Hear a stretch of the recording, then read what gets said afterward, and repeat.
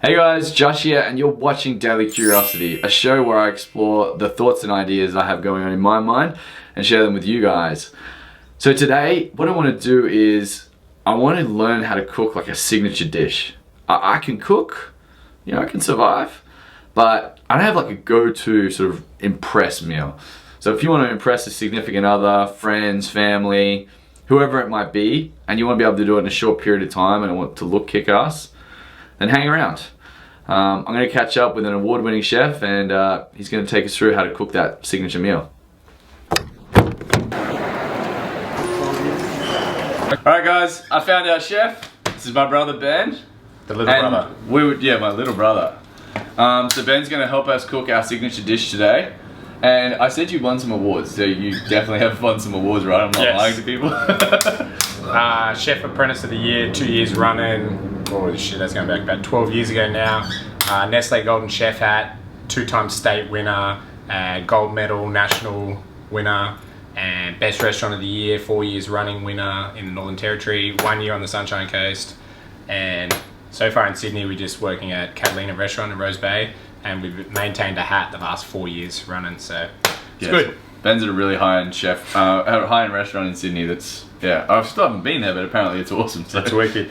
So today... I was going to say, what are we doing today, man? I need a signature dish. We're going to do a spin on your classic favourite, so we're going to do a nice Marble Score Black Angus sirloin, Marble Score 2, and we're going to do it with roast vegetables, garlic aioli, and a chimichurri sauce. So like you would normally do at home. What's a chimichurri? Chimichurri is an Argentinian sauce of coriander, garlic, vinegar, lemon juice, salt. It's really nice, cuts through the fat well, it's good. So this is a good way to impress your friends, because you can say chimichurri and your friends will probably have no idea what chimichurri is. So we're just going to start getting our vegetable ready. So all we're doing is something that you can all do at home every day, real easy, but we're just going to dress it up, make it a little bit flash. That's what we want, something fast, easy, but still looks impressive.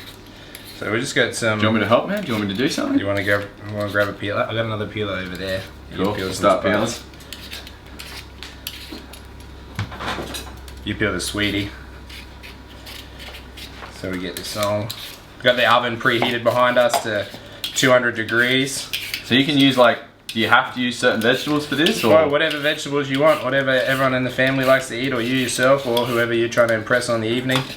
So try to use in-seasonal veg, because that way it's more affordable and it's better quality. You can use local, fresh. So coming into spring now, potatoes pretty much all year round and around Australia, which is good. Cool. So we're going to do normal potatoes, sweet potato, beetroot, pumpkin. We'll do some corn and asparagus. That should be really nice. Sweet. It'll complement the steak. This bad boy? Yeah, just be careful because it's going to go red everywhere. Well, I peeled a few beetroots in my day. It's all good. So why cooking? What got you into wanting to be a chef? So in our household, all of us 4 kids, single parent, you had to choose to cook. There was no option not to cook. True that. And everybody likes to eat nice, so we did at home, and then I started working a couple of days a week after school, and then finished school and took up my apprenticeship, and that was it. Yeah, you slide over and I'll start chopping this up. No worries. But yeah, it was good. Mum liked it. It's good food for all of us. So we're going to cut this. We're going to do it probably 1 centimeter dices. We're going to try to get everything around the same size, just so it looks really nice when we finish off and put it on the plate. When you're doing stuff like this at home, it's really simple, just to cutting everything the same size. But when you serve it up, it has a little bit of finesse to it. It's a little bit more organized. It's a little bit nicer. Give everyone a little bit elegant on a simple food dish. Let's get rid of that. So here we got our vegetables. We got sweetie, regular potato, pumpkin, a little bit of beetroot in here.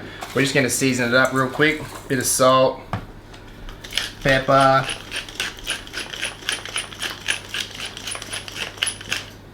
a little bit of chef's blend, cooking oil. So what's in the chef's blend cooking oil? So it's just a mixture of first pressed olive oil and a vegetable oil, so it's not too rich, so it can burn at a higher temperature, and the flavour's not too strong that it's going to overpower whatever you're cooking with. Normal olive oil would be alright as well? Yeah, you can use regular olive oil if you got it, or just vegetable oil is fine as well. I'm going to spread this out, get it nice and thin. Don't overcrowd it in the tray, because then you'll get the stewing effect and you won't get them nice little crispy vegetable bites. We want it crispy. Be so nice and crispy. Crispy's the way it is. Real roasted. Jim, take a little bit more over here. Ben does a really good roast vegetable salad as well. Yeah, it's like can't beat so it. nice. So easy, so So simple. good. Alright, you want to spin those around, chuck that straight into the bench oven behind you. Yep. And what I do, if your oven doesn't have proper ventilation, I just put a butter knife in. That allows the steam to escape. You can't even see me. That allows the steam to escape, so they don't stew and actually roast really well. Just jack it back up again.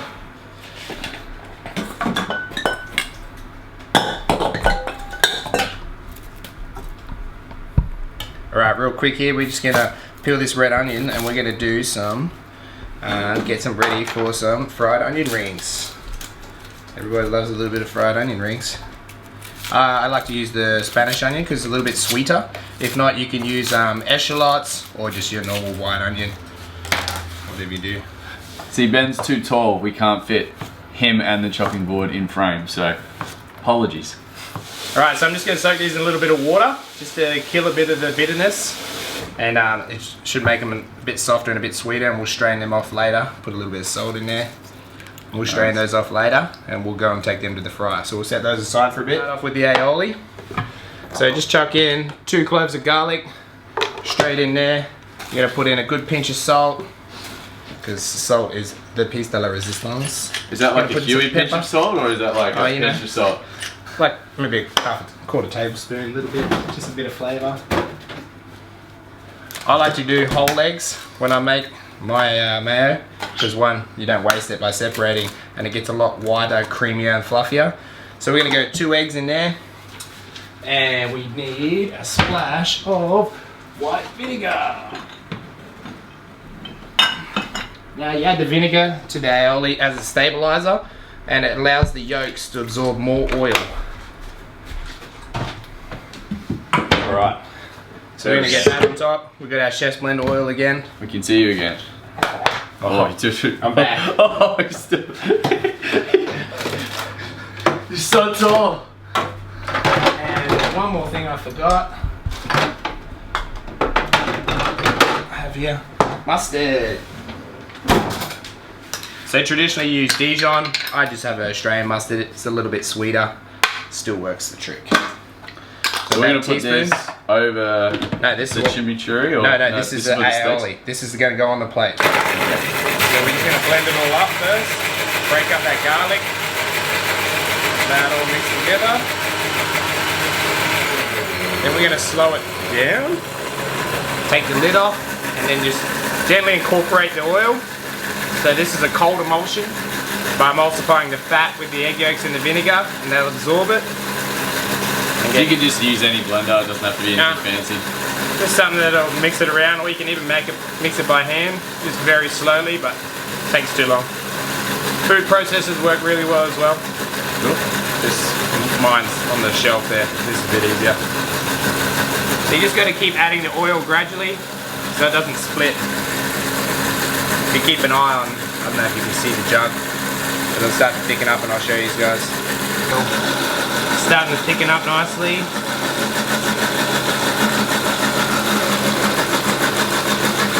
Okay, only a couple more minutes and we'll be there. Now it's all done. It's nice and thick. You can see there, it's all set in the bottom. It's good, it's emulsified well. I'm just going to scrape that out. Now we're going to move on to our chimichurri. So we've got a whole bunch here. Coriander, awesome. Unless you're from overseas, you call it cilantro. Yeah, that's what they call it in America. I'm like, what is cilantro. this cilantro stuff? And it's like, yeah, it's coriander. So we're just going to dice it up a bit.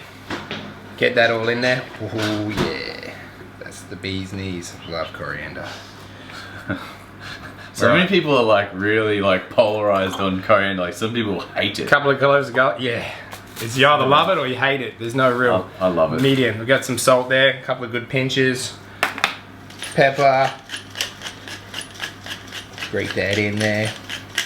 Oh, lost a little bit into the aioli. Don't want that. Pepper. Gonna put some lemon in there. Maybe just a half a lemon. Oh, yep. And some, you have champagne vinegar or like apple cider vinegar. Just good, maybe 3 tablespoons. And some oil, probably another 3 tablespoons as well. And then we're just gonna blend this up into a thick pesto-like paste. Alright, so we got this blended up into a nice paste. Just try not to get it everywhere. Oh, nice jet green. That smells so good. Oh, Yeah, smell that. oh, I love coriander. Oh, and I can smell apple cider vinegar as well. Apple cider vinegar. It's good. 5 minutes later.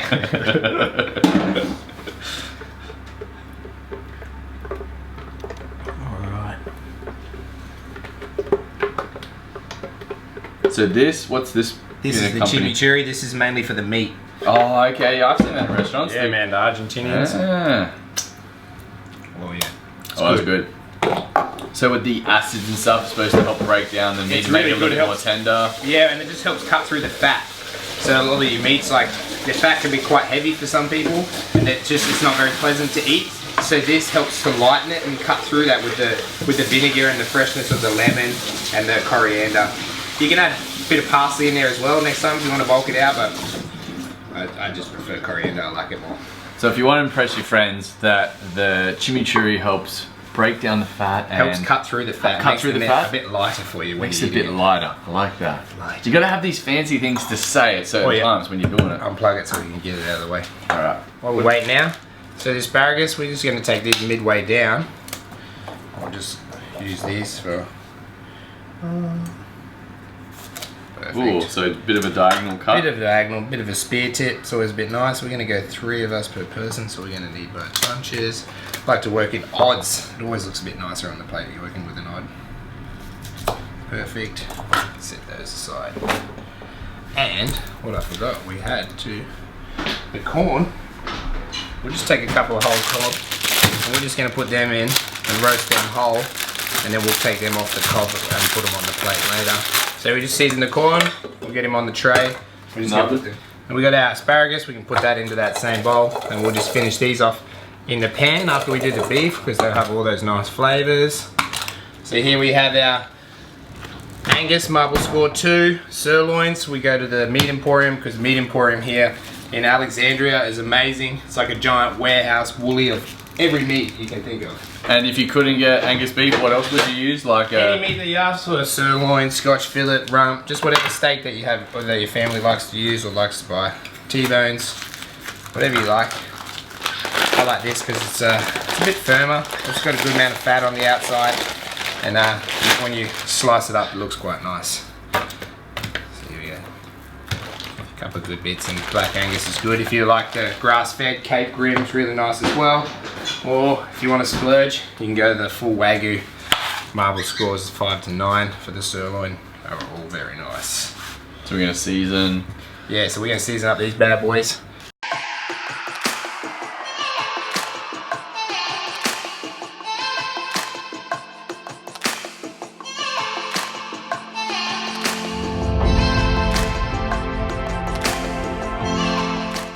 So we got our pan preheated here. Let's get some oil in there for the chef's blend. Bring over the tasty meat. Yummy. We're gonna do these 2 at a time. Hear that good sizzle? That's all we want. We're just gonna sear these for a couple of minutes on each side, keeping them nice and flat here.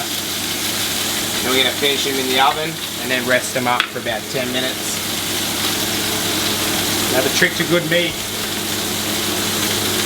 is to rest it for as long as you cook it, so that because it's a muscle, it can relax and soak all those juices in. Otherwise, when you cut a steak and blood and all the fluid goes everywhere, the meat will become dry. And what I'm going to do I was here... gonna literally ask you that. Like, what's the secret to cooking a good steak? For a guy who's burnt a lot of steak. My brother's magical method was pan out of the drawer, steak out of the fridge, steak into the pan, pan onto the heat. 20 minutes later, smoke detector goes off, steak's ready. I used to have a shower while I was cooking. I'm just going to score the fat across the top here, just to keep it from curling up, and that way we can ensure that the whole steak stays flat and we get good caramelization the whole way across. You're just slicing into the fat there. That's what you're doing. Yeah, just so it won't bend, and sometimes you cook a steak and it'll contort up, and you won't get everything seared nicely. So I'm just going to do that just so it can stay flat. So you see here how they're staying really nice and flat. So when we can see in about another minute or so, when we turn it over, it should be caramelized the whole way down. Talk up here, Benny, if you can. Maximum flavour and really nice texture on the outside. It's really moist in the middle and it's almost crispy and crunchy on the outside. Can you see the oven now? I can if you want. So what's the goal with the steak in regards to, we want it sort of like a medium rare? We're going to do medium rare because you Cool. guys like about medium. Yep. So about 2 minutes searing each side. The oven at about 200, which is probably 180 degrees because it's just a cooking at home oven. Maybe 6 minutes, and then with a 10-minute rest, should be perfect. So see here, see that good caramelization the whole way down the steak. Nice and flat and even. So you're just putting the meat there to the oven for how long, Benny? 6 minutes? And then we're going to take it out and let it rest. So just with that leftover pan jus and all those flavours from the beef, I'm not going to let that go to waste. We've got our asparagus seasoned up. We're just going to give it a really light fry. Because we want that still nice and crunchy. It's going to absorb all those flavours from the beef. Not cook it too long, maybe a minute and a bit. And then let that sit on the side and we can just warm it up later when we're going to plate up. So we've got our onion rings, bit of corn flour, bit of water, make a bit of a batter, seasoned corn flour, strainer. We're going to head on outside to the fryer, make some crispy onion rings. Alright, so we're going to get some of these into the flour. So if someone doesn't have a deep fryer, they can You can just use a pot with oil, yeah. just a thermometer, try to get it around 180, 190. So here we got it nice and sticky, it's good. See if the bad boy's in there. Don't dip your fingers in there, it's hot.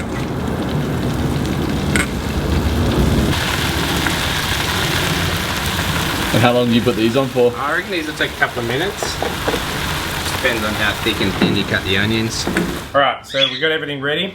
Get our plate, our garnish is ready. We're just rewarming the vegetables, asparagus and corn. So this is the bit where you really impress your friends.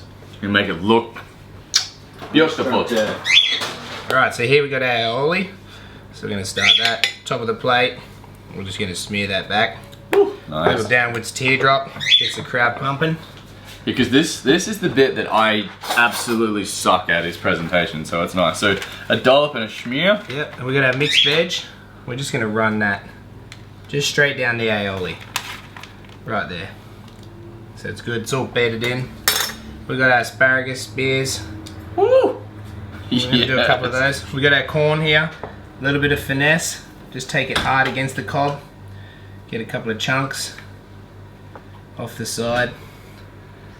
Damn. Corn's a little bit zhuzhed up. That looks good. Alright. Here we got some of our crispy fried onion rings. Across the top. Yeah, that'll do. Let's see if we can get that bad boy. So you need to show us the grain. So the grain is just the way that the meat's flowing, and you Yep. cut against the grain to keep it tender. And we're going to come down on some slices so it's quite thick and flat. So you're just cutting it on like a 45 in against the grain there. That's it. Woo. So you make everything look so much better. I like it.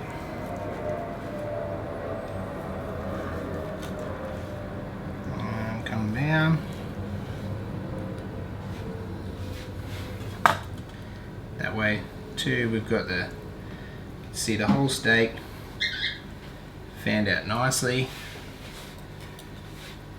I'm going to sit this right down beside our garnish. Dude, that looks so good. And we're going to even just do a little pinwheel here to match in with the curvature of the plate. Get a little bit more exposure to let everyone know that yes, we know how to cook a steak. See that beautiful pink flavour. And here we have a chimichurri. fluorescent deliciousness, and we're gonna run this down the inside so you can see it. So good. That it's not affecting. Right there. That's it. Steak, Boom. vegetables, Oh, looks so good. a little bit of finesse. And that's how you impress your friends with something like that. Now, if you hit 25 to 50% of what that looks like, I reckon you'd be killing it. If I even get it all even in the same place, I'll be pretty happy.